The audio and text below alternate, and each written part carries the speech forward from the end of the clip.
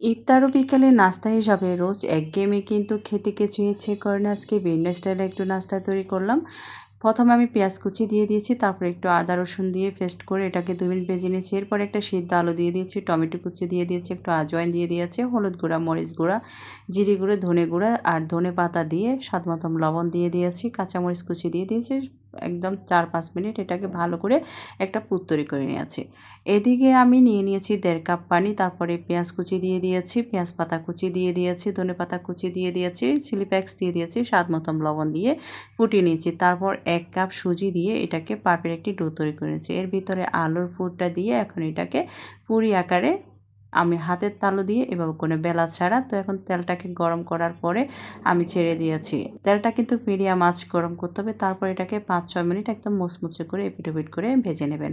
আজকের ভিডিওটি কেমন লাগলো অবশ্যই কমেন্টসে জানাবেন। ধন্যবাদ সবাইকে, ভালো থাকবেন পরবর্তী রেসিপির জন্য।